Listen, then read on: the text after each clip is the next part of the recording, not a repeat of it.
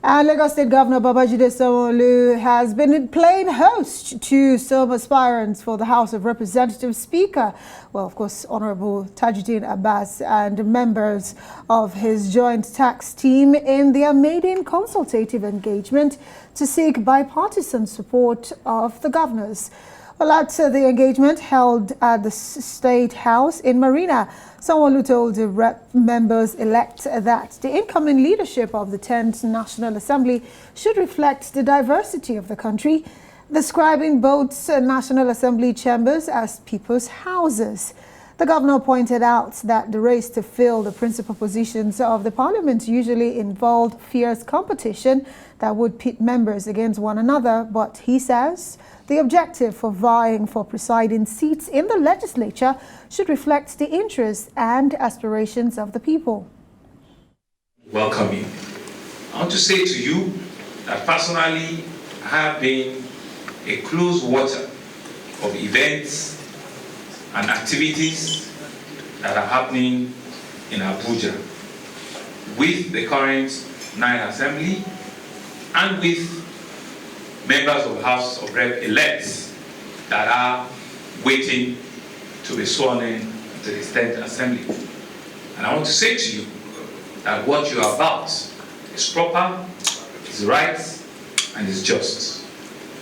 To continue your engagement, to continue to ensure that you do not take anybody for granted, to continue to ensure that you are about a well-diversified population in the House of Rep, to ensure that the leadership and the followership reflects the yearnings of our country. I want to say that you should continue your engagement, you should continue your ensuring that you have a broad shoulder to carry everybody along. During the Congress, you are one of the backbones that stood firm for our desire to have our president-elect emerge. When there were difficulties with funding and all the rest of them, you always, because I was in one of the committees, that is a true example of loyalty, of quality leadership. People are watching you when you don't know. I was one of those who watched you to see the consistency of your loyalty, and you have not failed, both to our ultimate leader and also to our party. You are the rallying point. The Center of Excellence is not just, by description, just to have a name tag. You are actually living it out. We assume, and we believe we are correct, that the best person that will channel our thanks and appreciation to Asiwaju Bola Ahmed Tinubu is no other person that's through you.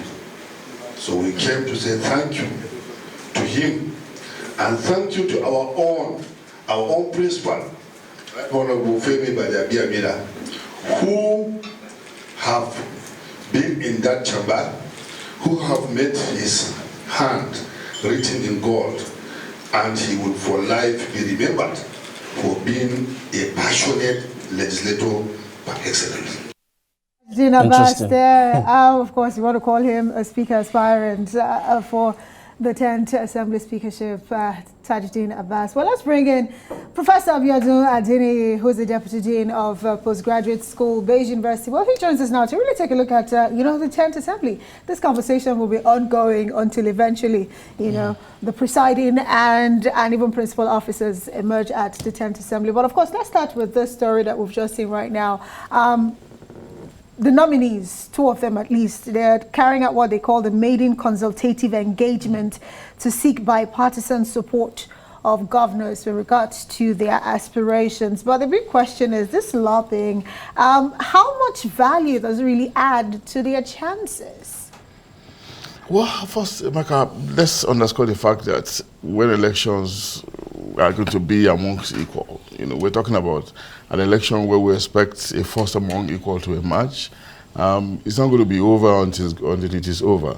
It's going to continue until the very last day, and it can be very tough, can be very slippery. Remember the proverbial banana peel that Chuba Kadibu alluded to some ages ago. So against that background, you expect a very serious, smart aspirant to get all the pieces in the jigsaw very right.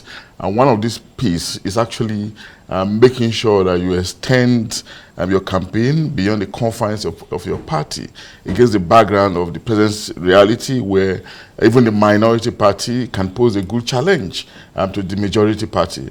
So it doesn't matter that he enjoys the support of the party hierarchy. The majority party can still be very, very potent, and you can still spring some surprises.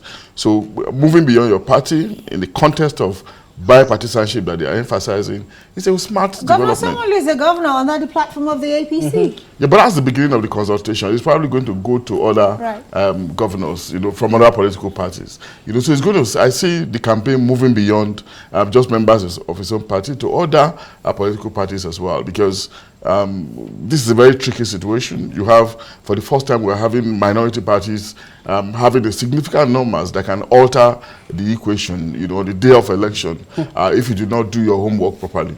Interesting. Well, I'm particularly bothered about the fact that they're beginning to have what looks like factions, G7 they call themselves. Yeah. Okay. Isn't it too early in the day if the party is having a challenge managing its own internal politics? I'm not really surprised, because these are very powerful individuals, and each one of them can actually be a speaker. So you are going to be dealing with a multiplicity of ego, of pride, of influences, of aspiration, different oases of control and mechanism, So you cannot expect that all of them will be on the same page, and this will continue for another 2 weeks or so, but it's not going to stop the most influential among them, the most hardworking among them, the most respectable and reputable among them from emerging at the end of the day. It's not the first time we're going to witness it. It's been the hallmark of every National Assembly election, at least from the dawn of this democracy since 1999. It's been so much of horse trading, so much of consultation, so much of negotiation, and of course, sometimes there will be some underhand transactions that we're not going to know, but of course, we can always suspect these things. All these things will come into play, and you see arguments and counter-arguments. So it's not surprising that we're seeing G7. It might even be another G3 or G5 before the end of next week or so. But at the end of the day, I am assured that there will be an election, leadership will emerge, and of course, further negotiations will also continue to calm trade naps. Remember what happened in the last election in the House of Representatives. It was when the leaders emerged, it was looking like heavens will fall, but heavens never fell. Bajabiamila took charge, and here we are, 4 years after, another round of election is taking place. But at the end of the day, this is the first time we're seeing a very colorful House of Representatives and a Representatives House where we're seeing the party at the center not necessarily having the majority, but instead the opposition. If you put them together, they have the numbers. And, not putting, aside those who've actually gone against the APC, the ruling party. Now, we're talking about very powerful people. One in charge of the House Committee on Navy, appropriation is there, deputy speaker is there, and even majority leader, all of them now saying, no, we're going to go against the party's wishes. But at the end of the day, let's look at the opposition and those who are going up against the APC within the APC. Do you think they'll be able to, do you envisage a situation where those opposed to the party's choice as it stands right now will be able to work with the opposition to decide what happens? Anything can still happen. 2 weeks is a long time in politics, and they will even tell the core politicians will tell you that even 1 week, 1 hour is still a very long time, even 30 minutes, because things can still be very, very fluid. But no matter how potent, how influential a candidate is, no one of them is above consultation. No one of them is immune to negotiation, to consultation. Sometimes there are even arguments in circles that some of them are actually coming out to contest, to to raise the stakes for themselves, their interests, and the group they represent. Well, these are just allegations here and there. You can never really tell. And of course, do not forget the Vice President just made some very important intervention. I'm not sure the President-elect and the Vice President-elect have made some really consequential intervention in the process of these negotiations. By the time they come down with their own influence, talking to these these influential candidates that you have mentioned, I'm sure some of them will begin to shelve their interest, because discussing with them doesn't just end with that discussion. There will be some kind of promise, and the promise may not be fulfilled, maybe in the present circumstance or sometimes in the future. And sometimes as well, when these high-ranking officials come talking to you, you want to be respectful of them because they are highly regarded politicians, leaders that you do not want to disrespect. And of course, you want to be in their good books because you don't know when you will need their help at some point in the future. So it's one of give and take, one of circumspection, consideration and reconsideration.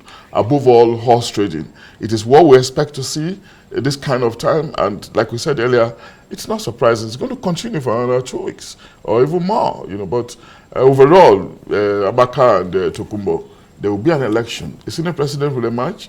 A speaker will emerge. There might be turbulence. There will be ululations here and there. But of course, National Assembly will move on from there once more. Amaka, seems like Prof is trying to rechristen me on the show tonight. Okay, now Prof. Sorry, Ojogbon, as we call you in my parlance. Okay, now as we wrap up this, I'm even more particular about managing the temperaments of this G7, because if care is not taken, it can snowball into a bigger crisis if care is not taken. So how can the leadership of the party better manage the temperaments of the members elect in this G7? You see, it's also a risk they are taking. The fact that they have formed a group does not mean that they're going to be triumphant at the end of the day, I mean, it's a risk. It's politics. And what if they lose at the end of the day? What happens? Do you think the speaker will warm up to them? Do you think the speaker will defer to them? That's what I'm saying is a risk. We shouldn't take it for granted that because they have formed a group and they call it G whatever, it means that they're going to be successful. But overall, I see the party hierarchy. I see aspirants are trying to assuage their feelings, trying to consult with them. I see them. The leadership trying to negotiate with them so that they can be on the same page and support the aspiration of those that are probably favored, by the party hierarchy. Well, the chairman of the party says further consultation is ongoing, so we'll wait to see how that plays out. Abiodun, Adeniyi, thank you for your analysis. Thank you for coming.